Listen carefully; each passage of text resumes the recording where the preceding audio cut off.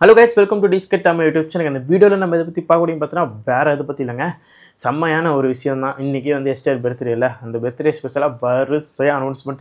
STR 49, STR 50, STR 51, அப்புறம் தக் லைஃப்லேருந்து birthday poster, அப்புறம் தக் லைஃப்லேருந்து கிளிம்ஸு. இந்த மாதிரி எஸ்டிஆர் பர்த்டே வந்து ஒரு செலப்ரேஷனாக மோடில் ஆயிடுச்சு. எஸ்டிஆர் பர்த்டே மண்டே வந்துச்சுல, மண்டேயில் சிம்பு டேன்னு அவங்க ஃபேன்ஸ் எல்லாம் ஃபிக்ஸ் பண்ணி செலப்ரேஷன் 12 மணி அதுலேருந்து மாதம் படம் அடுத்த 12 மணி வர வரைக்குமே செம்ம 24 ரொம்ப செம்ம சந்தோஷம், செம்ம என்ஜாய்மெண்ட்டு. சிம்பு ஃபேன்ஸ் தெரிச்சிட்டாங்க. வேறு லெவல் அனௌன்ஸ்மெண்ட், ஒவ்வொரு அனௌன்ஸ்மெண்ட்டும் சூப்பராகவே இருந்துச்சு. நம்ம வந்து சிம்பு வந்து ரொம்ப வருஷம் கழித்து சிம்பு சினிமாவில் பேக் டு பேக் படம் நடிக்க போகிறாரு. வருஷத்துக்கு ஒரு 2-3 படம் ரிலீஸ் பண்ண போகிறாரு. அந்த மாதிரிலாம் பார்க்கும்போது ரொம்பவே சந்தோஷமாக இருக்குது. அதை பற்றி தான் நம்ம இந்த விட நம்ம வந்து ஸ்டெப் பை ஸ்டெப்பாக வந்து ஒவ்வொரு படமாக நம்ம டிஸ்கஸ் பண்ணுவோம். ஓகேங்களா, ஃபஸ்ட்டு நம்ம வந்து லைனாக போயிடுவோம். எஸ்டிஆர் 49 போவோம், அடுத்து எஸ்டிஆர் 50, அடுத்து 51, அப்புறம் தக் லைஃப். நம்ம லைனாக போயிடுவோமே. ஏன்னா வந்து இந்த வருஷம் நம்ம சிம்புக்கு வந்து 2 படம் இருக்குது. தக் லைஃபும் எஸ்டிஆர் 49 திரைப்படம் ரிலீஸ் ஆகும். எஸ்டிஆர் 49 திரைப்படத்துக்கு சிம்பு அவர் வந்து சம்பளம் ஃபிக்ஸ் பண்ணல. அது எப்படின்னா, ப்ராஃபிட் ஷேர், படத்தில் எவ்வளோ ப்ராஃபிட் வருதோ அதை வந்து ஷேர் பண்ணிப்பாங்க. அதே மாதிரி தான் நம்ம எஸ்கே அவருமே பராசக்திக்கு ப்ராஃபிட் ஷேர் தான் பண்ணியிருக்காரு. டான் பிக்சர்ஸில் ப்ரொடியூஸ் பண்ணுற எல்லா படத்துக்குமே ப்ராஃபிட் ஷேர் தான். இது ஒரு நல்ல முடிவு தாங்க. ஏன்னா வந்து படம் எடுக்கிறதுக்கு நல்லாயிருக்கும். படம் எடுக்கிறதுக்கு நம்ம ஹீரோஸ்க்கே நிறைய சம்பளம் கொடுத்துறதுனால படம் எடுக்கிறதுக்கு கொஞ்சம் அதில் பட்ஜெட்டில் கொஞ்சம் குறைக்க வேண்டியதாக இருக்குது. ஆனால் ப்ராஃபிட் ஷேர்னால் படம் நம்ம ஏற்ற மாதிரி நம்ம படம் எடுத்துடலாம்.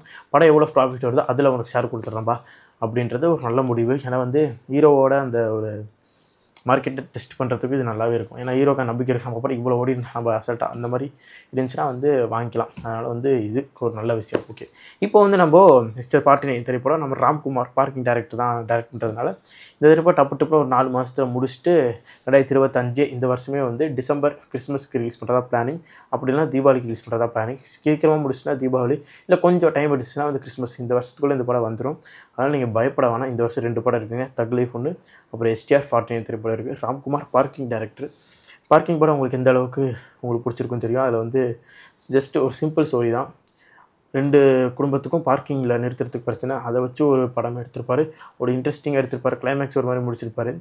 அதெல்லாம் வச்சு பார்க்கும்போது இந்த படமும் அதே மாதிரி ஒரு காலேஜ் ஸ்டூடெண்ட்டாக வந்து ரொம்பவே வாண்டடான ஒரு காலேஜ் ஸ்டூடெண்ட், ரொம்ப அரகண்ட்டான ஒரு காலேஜ் ஸ்டூடெண்ட். இதை வச்சு ஒரு சிம்பிளான ஒரு ஸ்டோரி தான் இருக்கும். வேணா பாருங்கள், சிம்பிள் லைனாக தான் இருக்கும். அது சூப்பராக வந்து எலவேட் பண்ணி வந்து வேறு அளவு கொடுப்பாரு. வெயிட் பண்ணி காத்துட்ருக்கேன். திரைப்படத்துக்கு மியூசிக் டைரக்டர் யாருன்ற சொல்லலை, டைட்டில் வைக்கல. இதில் வந்து ஸ்டெப் பை ஸ்டெப்பாக வந்து நம்ம சேனலே நான் சொல்கிறேன். ஓகேங்களா, ஸ்டெப் பை ஸ்டெப்பாக நம்ம சேனலே சொல்கிறேன். இப்போதைக்கு நீங்கள் எஸ்டிஆர் 49 திரைப்படம் இந்த வருஷத்துக்குள்ளே வந்துடும், அதை நீங்கள் என்ஜாய் பண்ணுங்கள். ஓகே, இப்போ எஸ்டிஆர் 50 திரைப்படத்துக்குள்ளே போகலாம். இந்த திரைப்படம் வந்து எல்லாத்துக்குமே தெரியும், நம்ம கமல் சார் ப்ரொடியூஸ் பண்ண வேண்டிய படம்.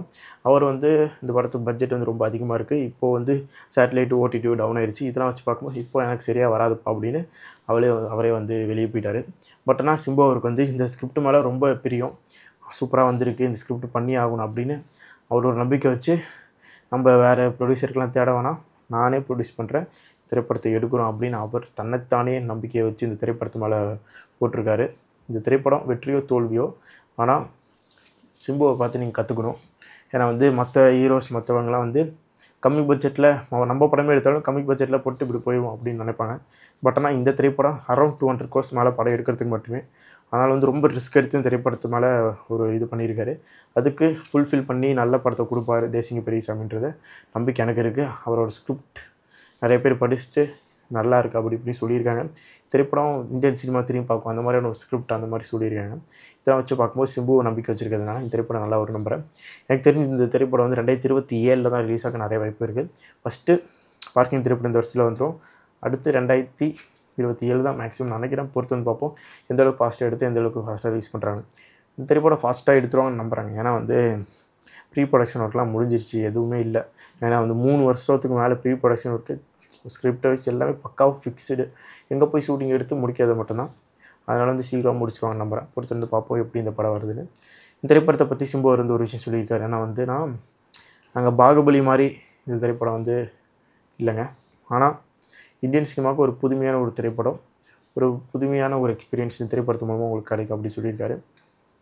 எல்லா திரைப்படம் பாகுபலி மாதிரி இருக்குன்ற அவசியமும் இல்லை. ஒவ்வொரு திரைப்படம் ஒவ்வொரு ஜானரிலும் நமக்கு வந்து இம்ப்ரெஸ் பண்ணாலே போதும். அந்த லெவலில் இந்த திரைப்படம் இருக்கும் அப்படின்ற நம்பிக்கையில் திரைப்படத்துக்குள்ளே அவங்க இறங்கியிருக்காங்க.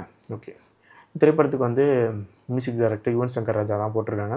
அவர் வந்து இன்னும் சம்பளம் ஃபிக்ஸ் பண்ணல. எல்லாமே வந்து படம் ரிலீஸ் ஆனதுக்கப்புறம் ஒரு ப்ராஃபிட் ஷேர் மூலமாக வந்து அந்த ஒரு மோடில் வந்து பண்ணலாம். நான் வந்து இந்த திரைப்படம் வந்து அந்தளவுக்கு ஒரு பட்ஜெட் தேவைப்படுது. நம்ம சிம்பு வந்து அவ்வளோ போடுறாரு.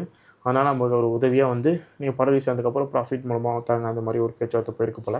இப்போதைக்கு வந்து மியூசிக் டைரக்டராக இருக்கும், டிஓபியாக இருக்கட்டும், யாருமே வந்து சம்பளம் வாங்கலை. ஜஸ்ட் வந்து இந்த படத்தை பண்ணுறதுக்கு மட்டும்தான். டேரக்டரும் வாங்கியிருக்க மாட்டாங்க. அவருக்கு வந்து நம்ம சிம்பு வந்து தனியாக டீல் பண்ணுவார், அது வேறு விஷயம். இப்போது வந்து சிம்பு ப்ரொடியூஸ் பண்ணுறதுனால ஹீரோக்கும் சம்பளம் கிடையாது. இது மற்ற மற்ற ஒர்க் காஸ்ட் க்ரூன்னு மட்டும் ஒரு சில சம்பளம் ஃபிக்ஸ் பண்ணி படத்தை டேக் ஆன் பண்ணுவாங்க, தேவைப்படுவாங்க. இப்போ வந்து இந்த திரைப்படம் இவ்வளோ உழைப்பு, இவ்வளோ எதிர்பார்ப்பில் இந்த திரைப்படத்தை சிம்பு வந்து பண்ண போகிறாரு. அதனால் இந்த திரைப்படம் நல்லா தான் வரும். ஆனால் நீங்கள் எதிர்பார்த்த மாதிரியே இந்த திரைப்படம் சூப்பராக வரும். இந்த திரைப்படம் ரிலீஸ் 2027 2026 தான். நீங்கள் 2026 எக்ஸ்பெக்ட் பண்ண முடியாது, 2027 தான். ஓகே, இப்போ அடுத்ததாக STR 51 திரைப்படம் ஏஜிஎஸ் ப்ரொடக்ஷனில் அஸ்வந்த் மாரிமுத்து டைரக்ஷனில் இந்த திரைப்படம் வரப்போகுது. இந்த திரைப்படம் லவ் ஃபேண்டசி மூவி. அதனால் இந்த திரைப்படம் வந்து எக்ஸாம்பிளுக்கு ஓமை கடவுளை மாதிரி இருக்கும். அந்த மாதிரி நம்ம STR வந்து காட் ஆஃப் லவ்ன்ற கேரக்டர் நம்ம கொடுத்துருக்காங்க. அதனால் ஒரு லவ்வுக்கு ஒரு காடாக வந்து இறங்குற மாதிரி இருக்கலாம். அப்படியான ஒரு கான்டெஸ்டான ஒரு படமாக தான் இருக்கும். இந்த திரைப்பட ஷூட்டிங் வந்து 2026 கடைசியில் ஆரம்பித்து 2027 ரிலீஸ் பண்ணுற மாதிரி இருக்கலாம். இல்லாட்டி வந்து 2026 கடைசியில் ரிலீஸ் ஆகிற மாதிரி கூட இருக்கலாம். இதெல்லாம் வந்து எப்படி ப்ராப்பராக ஃபிக்ஸ் ஆகுனா, STR 49 திரைப்படம் ராம்குமார் வச்சு பண்ணுறதுல அந்த திரைப்படம் எந்த அளவுக்கு ஷூட்டிங் முடிஞ்சு எந்த அளவுக்கு படம் ரிலீஸ் ஆகுதுன்றதை பார்த்து தான் அடுத்து 2026லேயே STR 51 திரைப்படம் 50 திரைப்படம் ரிலீஸ் ஆகுமான்றதெல்லாம் பார்க்கணும். எதனால் அப்படின்னா STR 50 STR 52 ரெண்டு திரைப்படத்தை சைமல்டேனியஸாக நடிக்க போகிறதா வந்து ஒரு தகவல் வந்திருக்கு. அப்படி நடித்து கொடுத்துட்டு 2026 2025 அந்த சீக்கிரமாக வந்து அந்த ரெண்டு படத்தை ரிலீஸ் பண்ணுன்றது தான் STRோட பிளான். வெயிட் பண்ணி பார்ப்போம் அவரோட பிளான் எந்த அளவுக்கு நடக்குதுன்னு. ஏன்னா வந்து இப்போ வந்து இது எல்லா பிளானுமே கரெக்டாக நடக்கணும்னா அதுக்கு முக்கிய காரணம் தக் லைஃப் திரைப்படம் வெற்றி தான் என்ன சொல்லணும்.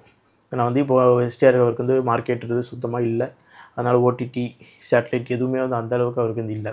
இப்போ தக் லைஃப் படம் நல்லா ஓடி அது கொஞ்சம் ப்ராஃபிட்டபுளாக வந்துச்சுன்னா, விக்ரம் படமும் தாண்டி STRக்குன்ற ஒரு ஃப்ரேம் வந்துச்சுன்னா இந்த திரைப்படத்து மேலே ஒரு ஹோப் வரும்.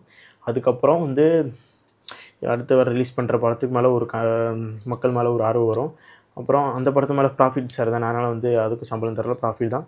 அந்த திரைப்படம் ஓடிடுச்சுன்னா அப்புறம் வந்து STR 50 STR 52 எல்லாத்துக்குமே ஒரு சேட்டலைட்டு OTT எல்லாத்துக்குமே ஒரு நல்ல மார்க்கெட், நல்ல பிச்சு வைக்கலாம். அதுக்கெல்லாம் முக்கியமான காரணம் எதுவாக வந்து திரைப்படமாக இருக்குன்னா தக் லைஃப், அப்புறம் ராம்குமார் டைரக்ட் பண்ணுற திரைப்படம்.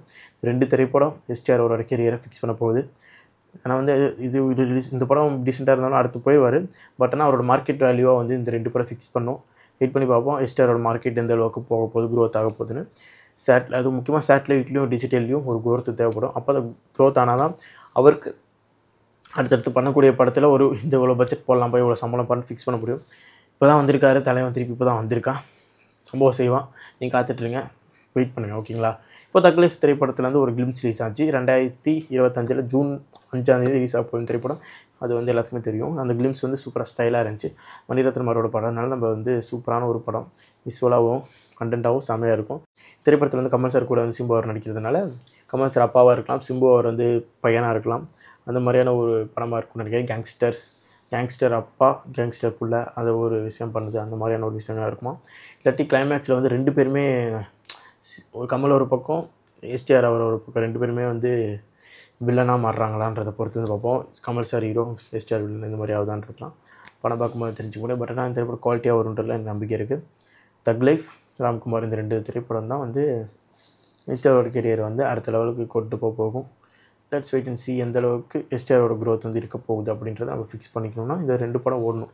இந்த ரெண்டு படமும் சுமாராக ஓடிச்சுன்னு வைங்களேன், STR அவருக்கு வந்து அடுத்த திரைப்படம் சாட்டர்டே OTT கொஞ்சம் அடி வாங்கும், அதான் சொல்கிறேன், மற்றபடி எதுவும் இல்லை.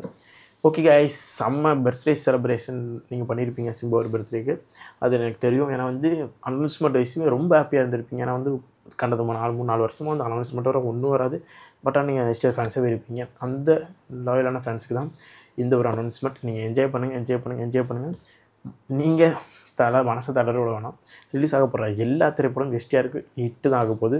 அதில் எந்த சந்தேகமும் கிடையாது. நான் சொல்கிறேங்க, எல்லா திரைப்படம் ஹிட்டு தாங்க ஆக போகுது.